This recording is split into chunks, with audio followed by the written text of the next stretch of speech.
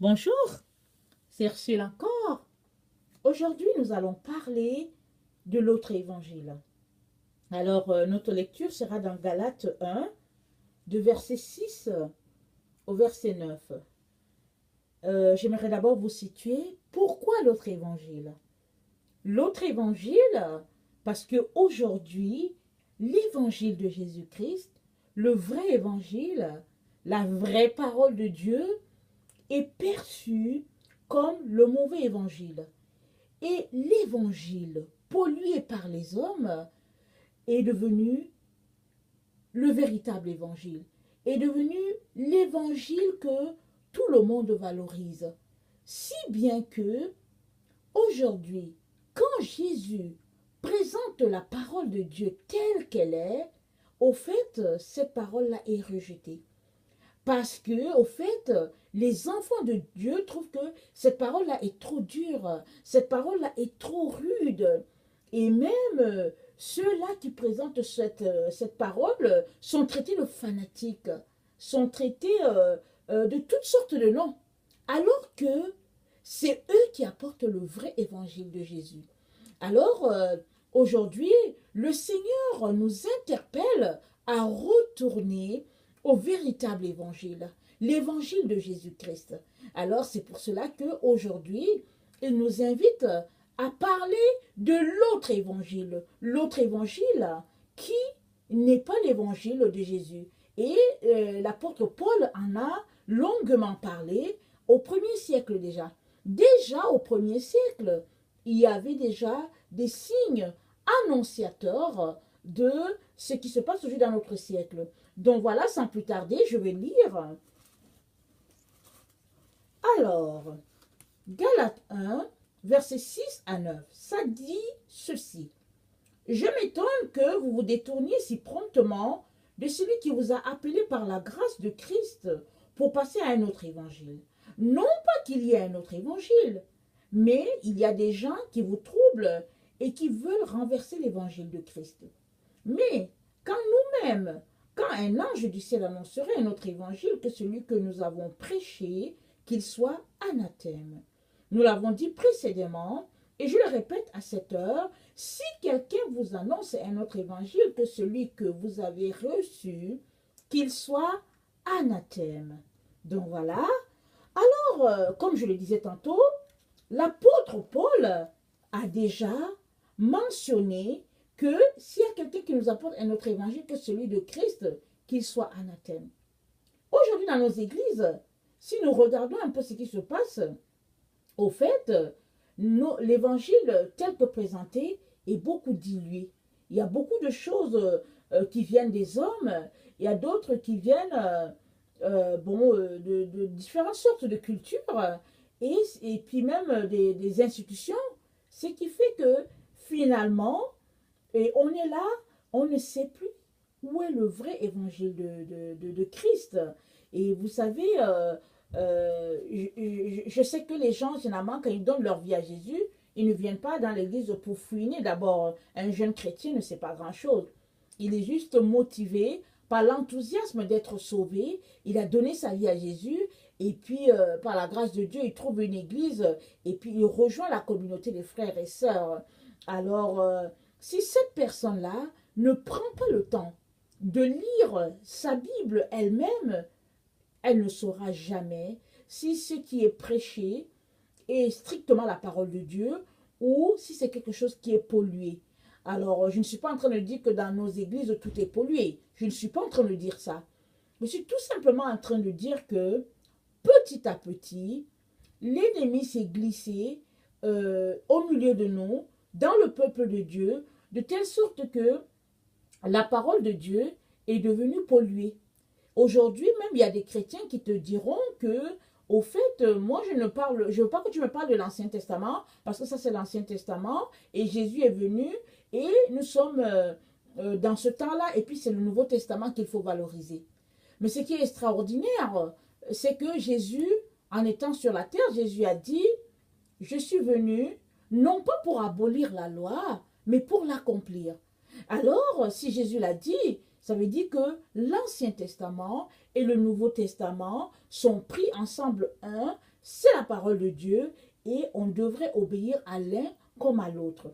Alors, si nous réclamons de Christ, et je pense que nous nous réclamons de lui, pour ceux-là qui ont donné leur vie à Jésus, nous n'avons pas d'autre choix que de nous concentrer sur le véritable évangile, la vraie parole de Dieu. Parce que quand Jésus reviendra, au fait, il tiendra compte non pas de l'évangile que nous avons forgé dans notre siècle, mais il tiendra compte de son véritable évangile, ce qu'il a enseigné à ses enfants, ce qu'il a appris à ses prophètes et ce qu'il a laissé dans sa parole. Donc, nous ne pouvons pas, malgré vraiment peut-être toute notre volonté de vouloir changer les choses, nous ne pouvons pas changer les choses pour notre bon plaisir et essayer d'adapter la Bible à notre siècle. Jésus a dit dans Jean 10, 9 à 10, il a dit, « Le voleur vient pour dérober, égorger et détruire. Mais moi je suis venu afin que mes brebis aient la vie et qu'elle ait en abondance. » Donc Jésus est le seul qui est venu vraiment pour aimer. Mais le voleur, il vient pour égorger et détruire. Et nous savons tous que, au fait de l'ennemi de nos âmes, il ne cherche pas à nous cajoler. Il veut nous détruire à tout jamais parce que son but, c'est de nous priver à tout jamais de la présence de Dieu. Et si nous disons que nous marchons selon le Seigneur, nous sommes appelés à retourner à la base. Et cela ne peut se faire que dans la présence de Dieu. Au fait, c'est quand on vient dans la présence de Dieu, qu'on le cherche, qu'on peut savoir si, au fait, ce qui nous est enseigné à l'église, par exemple, est de Dieu ou pas de Dieu. Regardez, aujourd'hui, on adore le Seigneur le dimanche, n'est-ce pas? Et puis, on dit tous que, bon, c'est le jour du Seigneur. Et quand on demande, moi j'ai souvent demandé, quand j'étais un peu plus petite, j'ai demandé, mais pourquoi est-ce qu'on ne prie pas Dieu le samedi, par exemple? Puisque samedi, c'est le 7e jour, et Dieu a dit, vous vous reposerez le 7e jour, parce que Dieu s'est reposé. Ben, ma mère m'a dit, mais moi je ne sais pas, je suis venue, j'ai trouvé qu'on adorait Dieu le dimanche, et puis je l'ai aussi fait. Alors aujourd'hui, nous les chrétiens, on va à l'église les dimanches et tout, mais quand on remonte à l'histoire, l'histoire nous apprend que jusqu'au 3e siècle, les gens adoraient Dieu le samedi, parce que c'est le jour du repos, c'est le jour du repos. Mais la communauté des frères a subi beaucoup de tueries, ils ont été maltraités et puis et par crainte vraiment de représailles, les gens se sont retrouvés à adorer le Seigneur dimanche parce qu'il y a une loi qui est sortie, je pense qu'avec l'aide du Vatican, de dire que désormais il faut adorer Dieu le dimanche. Mais il y avait une forte communauté, ceux-là qui adoraient samedi, qui ont dit non, on ne veut pas polluer les Écritures. Et il y a eu beaucoup de massacres. Et si bien que avec le temps, ben, ils ont réussi à imposer leur loi. C'est resté dimanche. Et nous autres qui sommes venus des siècles plus tard, on a continué d'adorer Dieu le dimanche, tout bonnement, en oubliant que samedi, c'est lui le jour du repos. Donc, il n'y a pas de problème si on veut adorer le Seigneur le dimanche. Mais il ne faut pas qu'on oublie que le jour du repos, le jour où on doit adorer le Seigneur, lui présenter un culte digne de son nom, c'est-à-dire que le jour où nous devons venir devant le Seigneur, c'est le samedi, parce que c'est le samedi, le jour que Dieu a décrété, jour de repos. Dimanche, dans le calendrier, c'est le premier jour. Dieu n'a jamais dit que le premier jour, c'était le jour du repos. Dieu a dit, vous vous reposerez le 7e jour, parce que Dieu s'est reposé le 7e jour, parce que Dieu a fait le monde du premier jour jusqu'au 6e, et le 6e jour où c'était la finalité, où il a mis Adam et Ève, et puis il a dit tout est bon, et là il s'est reposé. Et c'est le jour du sabbat que Dieu nous a donné, et c'est un samedi, ce n'est pas un dimanche. Donc juste pour donner cet exemple-là, on peut comprendre qu'en tant qu'enfant de Dieu, si on veut marcher selon Dieu, on est appelé à suivre l'écriture telle qu'elle est. On ne peut pas la polluer. Alors, tant pis, si les gens nous appellent des fanatiques, mais nous sommes appelés à obéir au Seigneur parce que le Seigneur dit, mes brebis entendent ma voix. Elles ne suivent pas un autre. Et Jésus dit, celui qui m'aime garde mes commandements. Si tu aimes vraiment le Seigneur, tu gardes ses commandements. Tu ne te choisis pas un autre jour en disant que, ok, ce jour-là, je me suis choisi ce jour-là, c'est mon jour de repos. Et puis bon, voilà, ça va fonctionner comme ça. Bon, maintenant, de nos jours, on sait qu'il y a des gens qui travaillent, par exemple, les samedis. Et puis bon, pour ces jours-là, pour ces gens-là, ben, on peut comprendre. Et puis devant Dieu, ils peuvent venir devant le Seigneur pour dire, Seigneur, je travaille, il faut que je mange et tout. Et le Seigneur peut leur accorder cette grâce-là. Mais toujours est-il que on ne peut pas diluer la parole de Dieu ou bien la tordre parce que au fait, aujourd'hui, les choses sont comme ça. Bon, je sais pas, je suis pas en train là pour parler du sabbat, mais je veux parler plutôt de l'autre évangile. Alors, donc, pour ce qui est donc de l'autre évangile, il y a un philosophe qui a dit que la vérité, 1000 fois répétée, devient, le mensonge, pardon, 1000 fois répété devient vérité pour celui qui l'écoute. Donc, si on raconte un mensonge plusieurs fois, ben, il devient vérité. C'est ça qui se passe un peu dans le monde de la communication aujourd'hui, dans nos jours. Les gens, ils se lèvent, ils partent une nouvelle et elle est fausse. Et puis, bon, on la répète, et elle passe de chaîne en chaîne. Et après, bon, ça devient une vérité. Et puis, bien, c'est ça. Et puis, tu n'as plus le moyen pour venir la prouver. Et c'est un peu comme ça que notre monde fonctionne aujourd'hui.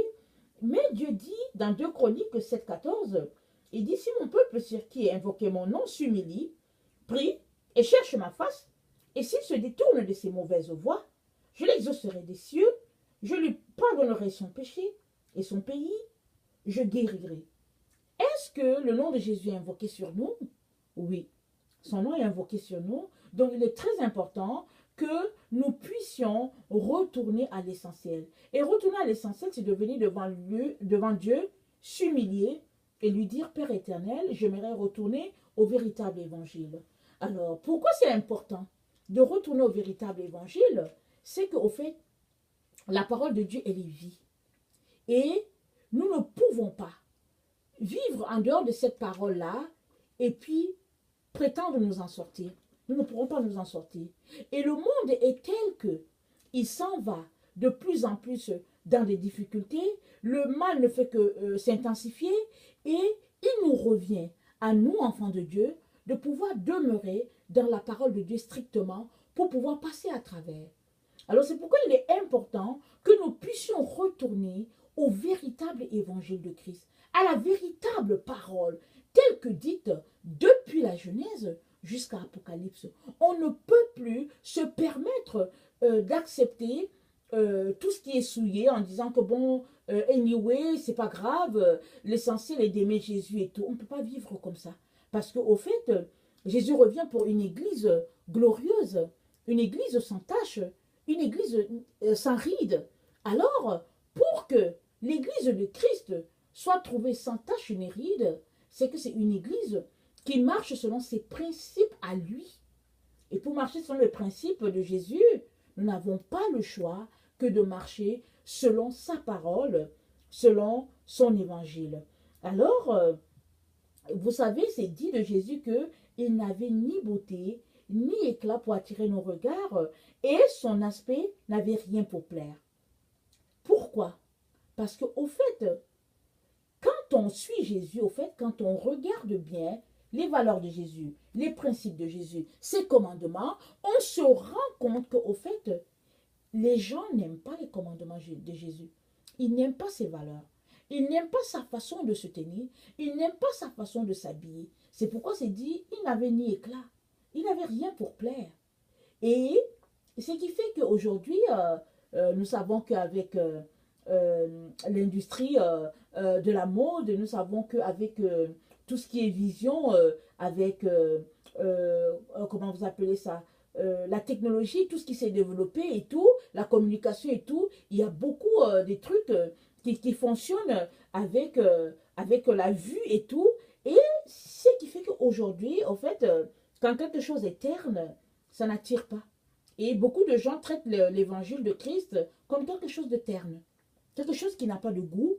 Et Ésaïe dit, non, il n'avait ni éclat, il n'avait ni beauté, il n'avait rien pour plaire. Mais, au fait, c'est notre Jésus, c'est notre Seigneur, c'est notre roi. Si nous l'avons accepté, alors nous devons accepter ses principes.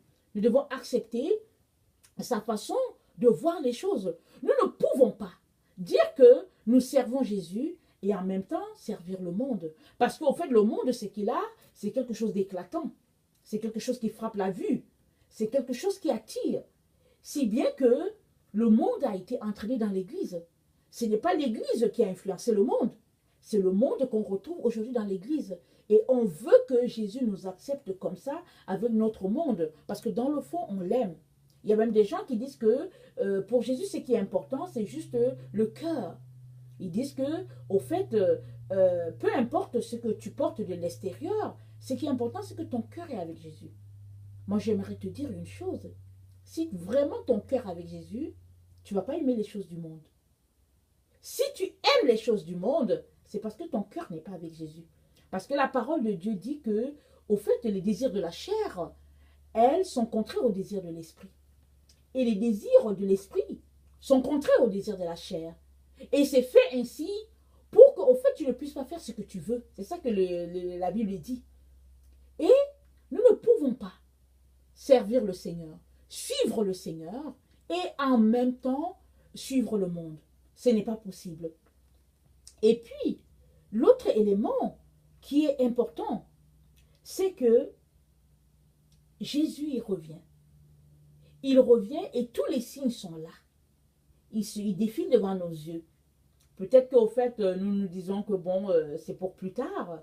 Mais nous le voyons. Et notre monde ne sera pas toujours tel que nous le voyons, tel qu'il est. Notre monde s'en va à la décadence. Et chaque jour nous annonce toujours autre chose, autre catastrophe. Et peu importe le pays où on se trouve, les nouvelles ne sont souvent pas bonnes de ce côté-là. C'est justement parce que Jésus est en train de venir que les choses se passent comme ça et les choses vont aller en s'intensifiant.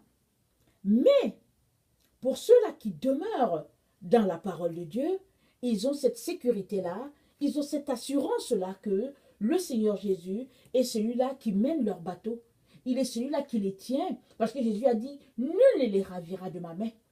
Justement, il y en a qui disent que Jésus a dit « Nul ne vous ravira de ma main », alors on peut faire ce qu'on veut. Alors ils prennent ce verset-là et ils font ce qu'ils veulent, sachant que la grâce de Dieu est là, la grâce de Dieu va les couvrir.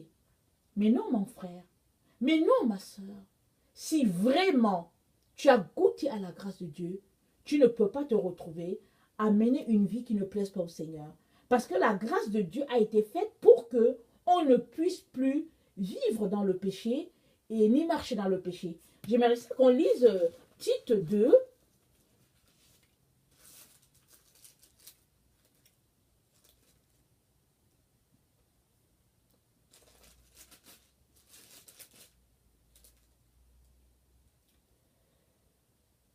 Tite 2, verset 11, ça dit ceci, « Car la grâce de Dieu, source de salut pour tous les hommes, a été manifestée.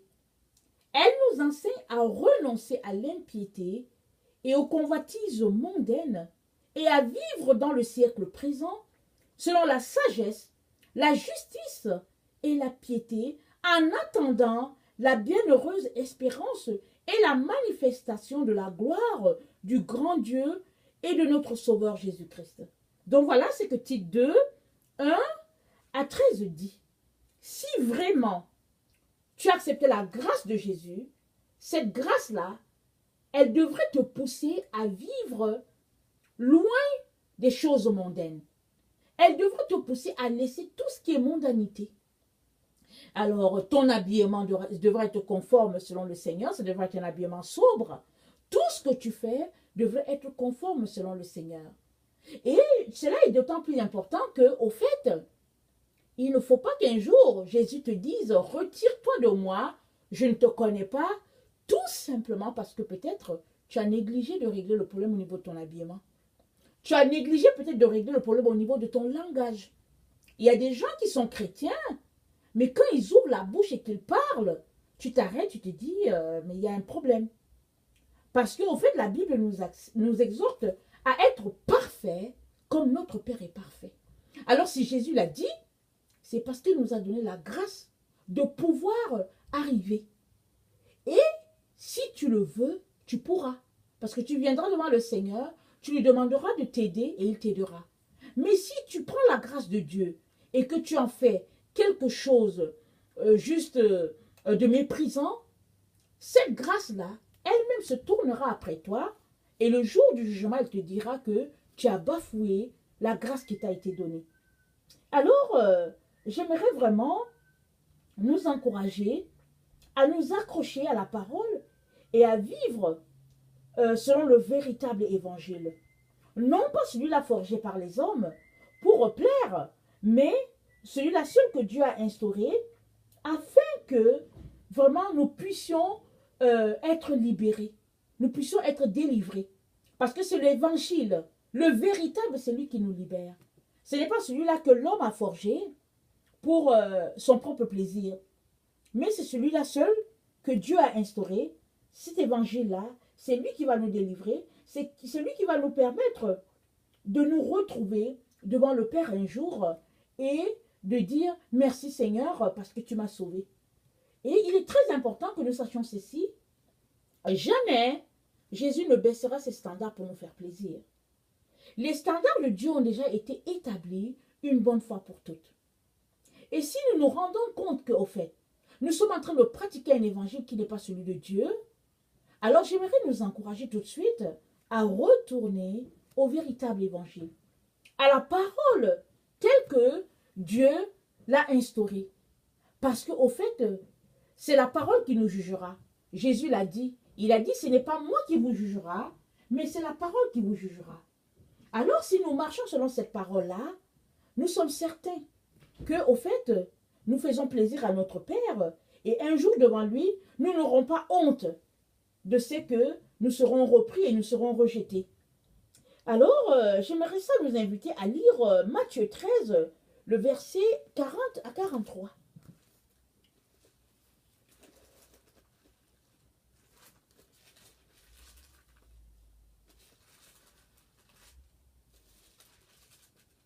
Ça dit ceci.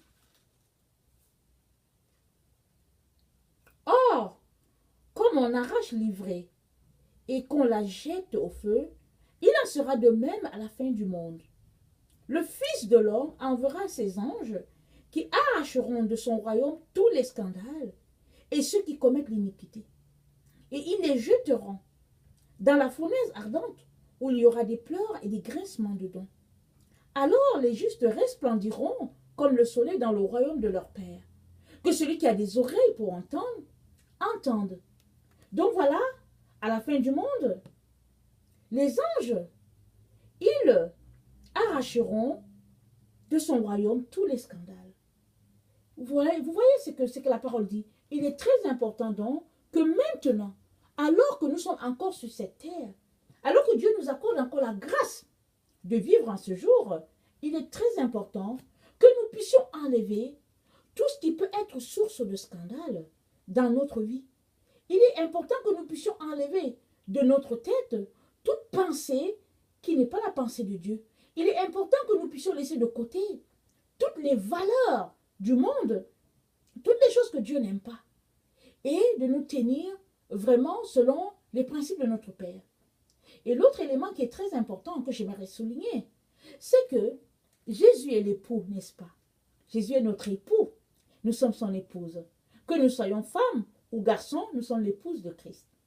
Dans la vie, quand ton époux te dit qu'il n'aime pas ce que tu fais, il n'aime pas ce que tu portes, il n'aime pas ce que tu dis, alors qu'est-ce que tu fais? Tu l'aimes tellement que tu te plies à ce qu'il te dit, n'est-ce pas? Jésus, c'est notre époux. Nous sommes sa fiancée et nous attendons qu'il vienne nous chercher. Alors s'il nous dit, mes enfants, sanctifiez-vous, purifiez-vous, retournez au véritable évangile. Laissez tomber l'autre évangile, retournez à mon véritable évangile. Où est le problème? C'est notre époux. Il dit qu'il n'aime pas. Il n'aime pas ça. Alors vraiment, je nous encourage à regarder dans notre vie, à regarder autour de nous tout ce qui se passe qui ne reflète pas la gloire de Dieu et encourageons-nous à ôter cela, afin de retourner au véritable évangile, à la véritable parole de Dieu, parce que ce n'est que ceux-là qui pratiquent strictement la parole telle que le Père a dit, ce n'est que ceux-là qui verront la face du Père un jour. Tant pis si les gens disent que vous êtes des fanatiques. Ce n'est pas grave. Jésus ne vous trouve pas fanatique. Jésus est tout simplement heureux, content de savoir que ses enfants font sa volonté.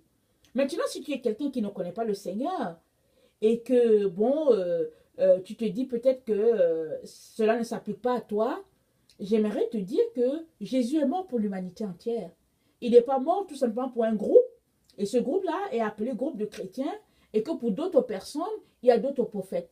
Non, il y a un seul qui est mort pour l'humanité, et son nom c'est Jésus. Et il y a un seul qui va sauver l'humanité, et c'est Jésus. Parce que la Bible dit que le salut a été remis entre ses mains. Alors si toi, tu cherches ton salut en quelqu'un d'autre, par exemple en Confucius, en Mahomet, en je ne sais pas quel prophète, sache qu'au fait, il n'y a pas de salut en dehors de Jésus. Et j'aimerais t'encourager à venir devant Dieu, à le questionner sur ce sujet-là, pour savoir vraiment où se trouve la vérité. Parce que Jésus aime de telles questions. Il va se révéler à toi. Parce qu'au fait, Jésus est à la porte. Dans peu de temps, nous le verrons. Combien de temps encore, on ne sait pas. Mais il est très important que nous puissions mettre notre vie en règle. Parce qu'au fait, notre monde est sans la décadence. Et si ta vie en règle, si ton âme est en sécurité, c'est que peu importe ce qui peut arriver autour de toi, toi tu seras en sécurité. Par contre, si ton âme n'est pas en sécurité, il suffit d'un petit, en tout cas quelque chose, et c'est fini, on n'entendra plus parler de toi. Mais ce qui est grave, c'est que tu risques de te retrouver séparé à tout jamais de Dieu, et puis brûlant dans le feu éternel qui ne s'éteint jamais. Or, Dieu a prévu pour chacun une place auprès de lui dans le ciel. Et il est important que pour avoir accès à cette place-là, il est important que tu puisses donner ta vie à Jésus. Parce que Jésus, c'est le seul chemin. Merci.